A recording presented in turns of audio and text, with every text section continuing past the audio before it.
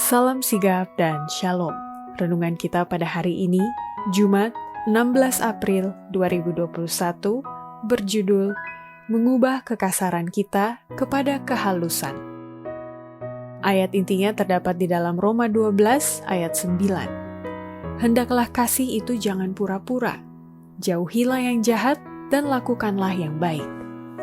Pena Inspirasi menjelaskan apa yang dimaksud dengan judul renungan kita pagi ini, mengubah kekasaran kita kepada kehalusan, adalah sebagai bukti seseorang sudah diubahkan oleh anugerah Allah, adalah sebagai berikut. Pertama, seseorang telah berubah dari sifat kasar kepada halus, bila mana orang itu bisa mengendalikan nafsu atau selera makan, agar pikirannya menjadi simetris dan terbiasa mendisiplin diri dengan baik. Caramu yang salah menata mesin pikiranmu telah merusakkannya, tetapi engkau tidak dapat melihat kerusakan yang dilakukannya. Cepat atau lambat, sahabat-sahabatmu bersama engkau akan melihat perkembangan yang tidak menyenangkan dari pemikiran dan tindakanmu. Perutmu telah mulai menyaksikan perbuatan pikiranmu. Pikiran yang simetris dan yang didisiplin dengan baik akan mengubah kepada kebaikan kemampuan pencernaan. Kedua, seseorang telah berubah dari sifat kasar kepada halus, bila mana orang itu senantiasa memelihara dengan baik hubungan antara pikiran dan tubuh. Banyak orang kelihatannya tidak mengerti hubungan yang ada antara pikiran dan tubuh. Jika sistem tubuh dikacaukan oleh makanan yang tidak baik, maka otak dan saraf-saraf akan terpengaruh, dan hal-hal kecil saja akan mengganggu mereka. Kesulitan kecil bagi mereka adalah kesusahan setinggi gunung. Orang-orang yang berada dalam keadaan seperti itu tidak layak untuk mendidik anak-anak mereka dengan wajar.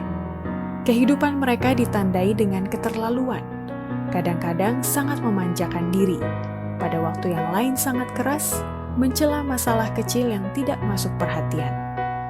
Ketiga, seseorang telah berubah dari sifat kasar kepada halus, bila mana orang itu dapat mengendalikan pikirannya dan imannya selalu berpegangan pada kuasa Kristus semata.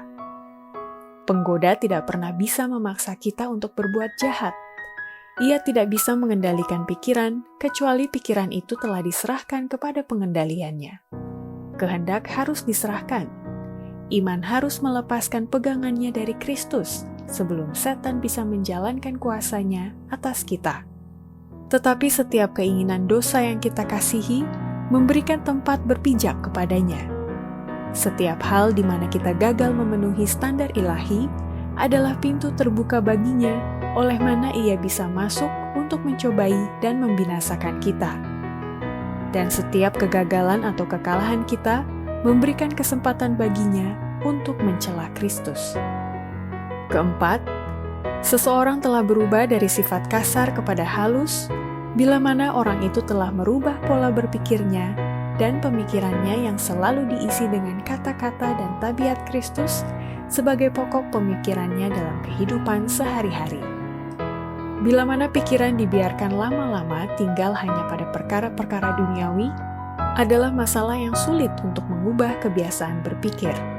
Perkara-perkara yang dilihat oleh mata dan yang didengar oleh telinga terlalu sering menarik perhatian dan menyedot perhatian.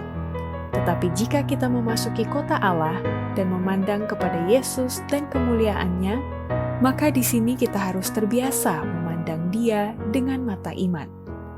Kata-kata dan tabiat Kristus harus sering-sering menjadi pokok pemikiran kita dan pembicaraan kita.